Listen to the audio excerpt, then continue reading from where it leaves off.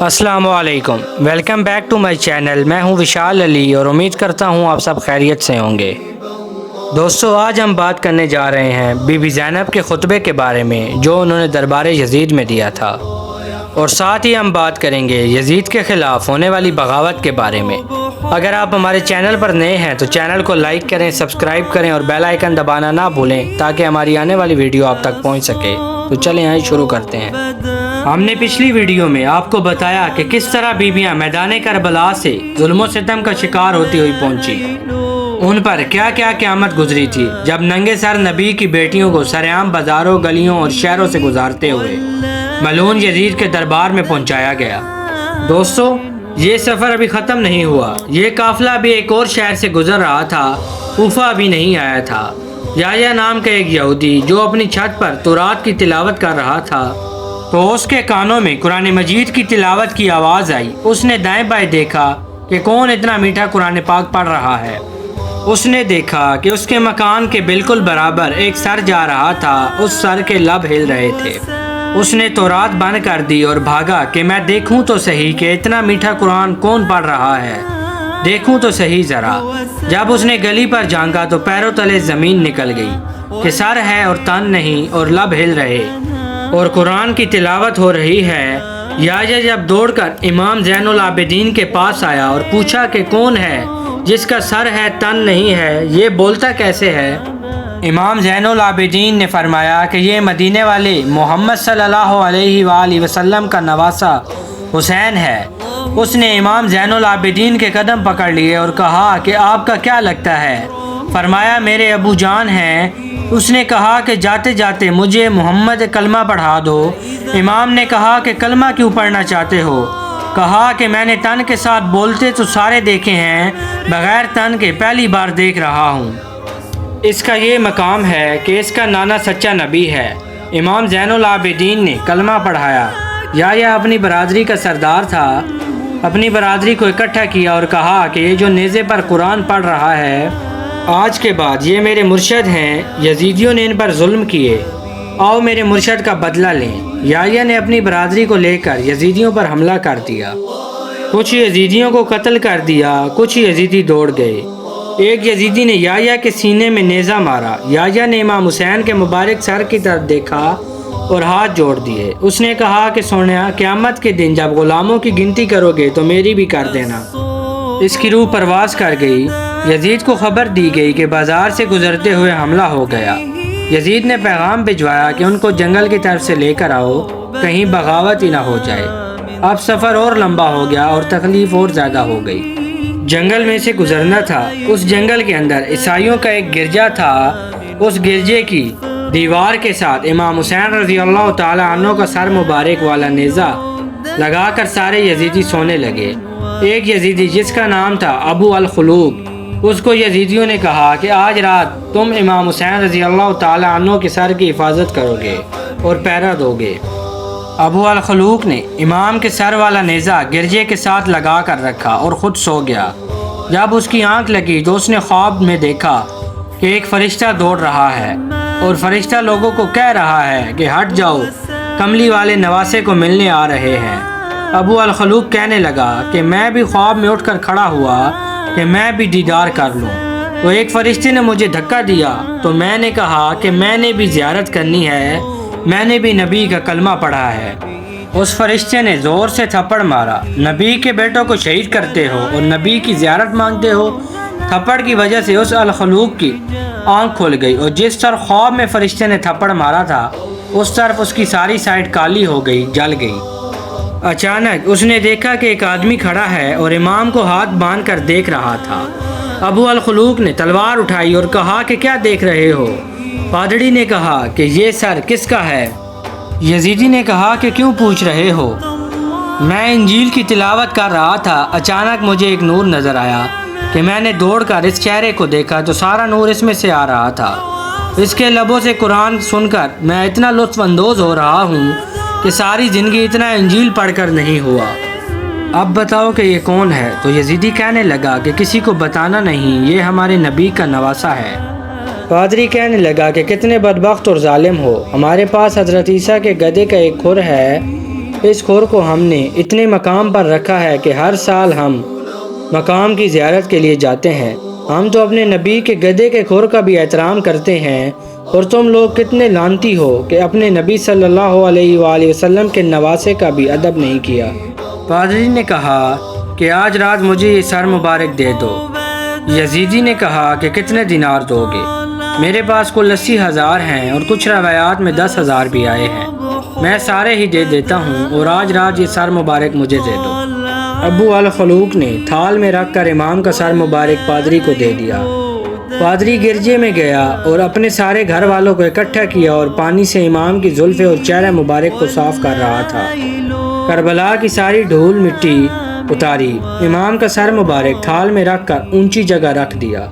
اپنے خاندان کو لے کر خود نیچے بیٹھ گیا اور ساری رات امام تلاوت کرتے رہے اور پادری سنتا رہا۔ صبح ہوئی تو ابو الخلوق نے پادری کا دروازہ کھٹکھٹایا اور کہا کہ سودے کی رات اب ختم ہو گئی ہے، سر واپس کرو۔ پادری نے سر واپس کیا اور طے شدہ دینار بھی دے دیے اور کہا کہ مجھے محمد صلی اللہ علیہ وآلہ وسلم کا کلمہ پڑھاؤ۔ ابو الخلوق نے کہا کہ کلمہ پڑھ کر کیا کرنا ہے؟ تو پادری نے کہا کہ ظالمو، تم لوگوں نے کلمہ پڑھ کر امام حسین کا سر اتار دیا، اور میں نے حسین کے اترے ہوئے سر مبارک سے تلاوت سن کر اسلام قبول کر لیا۔ ابن سعد نے ابو الخلوق سے کہا کہ اب کمائی اکٹھی تقسیم کریں گے، ہم سب کا حصہ ہے۔ تو جب دینار تقسیم کرنے لگے تو سارے دینار پتھر بن گئے۔ اب یہ قافلہ چلتا چلتا ان تمام حالات و واقعات سے گزرتا ہوا ابن زیاد کے دربار کوفہ میں پہنچا۔ ابن زیاد نے حکم دیا کہ امام زین العابدین کو شہید کر دو۔ سیدہ زینب سامنے آ گئیں، فرماتی ہیں مدینے سے لے کر کربلا تک، کربلا سے لے کر کوفے تک میں خاموش رہی۔ مجھے نہیں پتا کہ قیامت کب آئے گی، مگر کسی نے زین العابدین کو ہاتھ بھی لگایا تو میں ایسی بد دعا کروں گی کہ قیامت آج ہی آ جائے گی۔ ابن زیاد ڈر گیا اور کہنے لگا کہ جلدی جلدی ان کو میرے دربار سے شام یزید کے دربار میں لے جاؤ۔ پھر بی بی کا آگے شام میں دربار یزید کا سفر بھی قیامت کا منظر پیش کرتا ہے۔ یہ قافلہ اب یزید کے دربار میں پہنچا۔ بی بی زینب کو دیکھ کر یزید نے پوچھا کہ یہ کون ہے؟ بتایا گیا کہ یہ زینب بنت فاطمہ ہے، علی کی بیٹی۔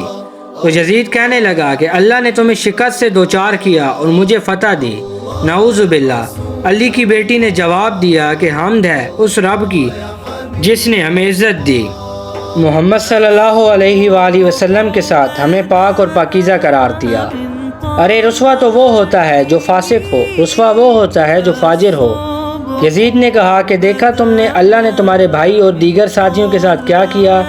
بڑی ہمت سے دوبارہ جواب دیا کہ میں نے تو اچھا ہی اچھا دیکھا ہے۔ وہ خاصان خدا تھے جن کے لیے شہادت کا مرتبہ لکھ دیا گیا تھا، جو خود چل کر اپنے پیروں سے قربان گاہ گئے۔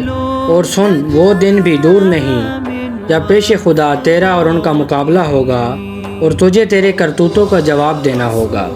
بی بی زینب نے کہا کہ قیامت تک لوگ تم پر لعنت بھیجیں گے اور میرے حسین کا نام جمعہ کے خطبے میں لیں گے۔ نعمان بن شبیر کہتے ہیں کہ میرے ساتھ ایک نابینا تھے، وہ میرا ہاتھ ہلا کر کہنے لگے کہ کیا علی آئے ہیں؟ میں نے کہا کہ نہیں، یہ علی کی بیٹی ہے۔ اور بی بی زینب کا خطبہ سن کر یزید کانپ گیا۔ بی بی زینب کا خطبہ سن کر یزید کانپ گیا اور اس کے دربار میں موجود لوگ بھی یزید کے خلاف ہونے لگے۔ پھر یزید نے حکم دیا کہ امام زین العابدین کو میرے سامنے پیش کرو۔ جب امام زین العابدین کو قیدی بنا کر پیش کیا گیا، پاؤں میں بیڑیاں تھیں اور ہاتھوں میں ہتھکڑیاں تھیں۔ ادھر یزید کے دربار میں ڈھول بج رہا تھا۔ یزید نے امام حسین کے ہونٹوں پر چھڑی ماری تو نبی پاک کے ایک صحابی بیٹھے تھے، انہوں نے کہا کہ اے بدبخت، نہ مار ان ہونٹوں کو، میں نے نبی پاک کو چومتے دیکھا ہے۔ یزید کہنے لگا کہ اگر نبی کا صحابی نہ ہوتا تو میں تمہارے ٹکڑے کر دیتا۔ صحابی نے کہا کہ ظالم صحابی کا ادب کرتے ہو اور اس کا ادب نہیں کرتے جو نبی صلی اللہ علیہ وآلہ وسلم کے کندھوں پر کھیلتا تھا۔ یزید امام زین العابدین کو کہنے لگا کہ دیکھ تمہارا بابا ہار گیا ہے، نعوذ باللہ میں جیت گیا ہوں، میرے نام کے ڈھول بج رہے ہیں۔ امام زین العابدین چپ رہے۔ ادھر دمشق کی جامع مسجد میں جمعہ کی اذان ہوئی۔ مؤذن نے پڑھا اشہد ان محمد رسول اللہ۔ امام زین العابدین فرمانے لگے کہ اذان دینے والے تمہیں محمد صلی اللہ علیہ وآلہ وسلم کی قسم ہے ادھر ہی چپ کر جاؤ۔ مؤذن چپ ہو گیا۔ امام زین العابدین نے فرمایا کہ یزید یہ اذان میں تمہارے نانا کا نام ہے یا میرے نانا کا؟ یزید نے کہا کہ نانا تو تمہارا ہے۔ امام زین العابدین نے فرمایا کہ تم ہار گئے ہو، حسین جیت گیا ہے۔ یزید کہنے لگا کہ وہ کیسے؟ تو امام نے فرمایا کہ تمہارے ڈھول شام تک بند ہو جائیں گے اور میرے نانا کی اذانیں آج بھی ہو رہی ہیں اور قیامت تک ہوتی رہیں گی، اور جب تک اذان ہوتی رہے گی یزید ہارتا رہے گا اور حسین جیتتا رہے گا۔ یزید نے سارے لوگ اکٹھے کر لیے۔ اس نے دیکھا کہ بغاوت ہو گئی ہے۔ لوگ حسین کا نام سن کر جانے قربان کرنے والوں کو پتہ چلا یزید نے شہید کروایا تو وہ کہنے لگے کہ اتنا ظلم۔ یزید امام زین العابدین کے سامنے ہاتھ جوڑ کر کہنے لگا کہ کیا جانتے ہو؟ امام نے فرمایا کہ میری 3 شرطیں ہیں۔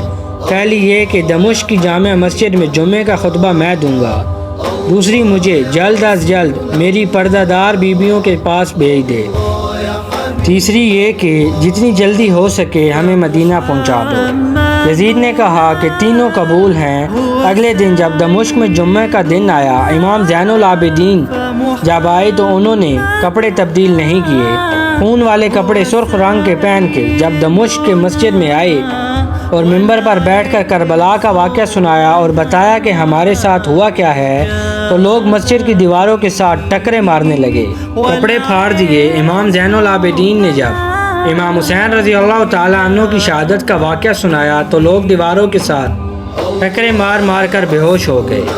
جب یزید نے دیکھا کہ یہ سارا معاملہ تو میرے خلاف ہو جائے گا تو اس نے مولوی کو اشارہ کیا کہ جلدی کر جماعت کھڑی کر۔ مولوی نے جماعت کھڑی کر دی۔ اب لوگوں کے اندر یزید کے لیے نفرت پیدا ہو گئی۔ یزید نے کہا کہ جلدی جلدی ان کو کوفے سے لے کر مدینہ پہنچا دو، میری حکومت خطرے میں نہ پڑ جائے۔ دوستو، یہ تھا وہ سارا واقعہ کہ کس طرح بیبیاں میدان کربلا سے شام تک پہنچیں اور کس طرح بی بی زینب نے دربار یزید میں یزید کے سامنے خطبہ پیش کیا، اور کس طرح امام زین العابدین نے اپنی 3 شرائط یزید کے دربار میں پیش کی۔ اس واقعے کے بعد یزید کی اپنی فوج ہی اس کے خلاف بغاوت پر اتر آئی۔ دوستو، اسی کے ساتھ مجھے دیجیے اجازت، اور اگر ویڈیو پسند آئی ہو تو چینل کو لائک کریں، سبسکرائب کریں اور بیل آئیکن دبانا نہ بھولیں تاکہ ہماری آنے والی ویڈیو آپ تک پہنچ سکے۔ شکریہ۔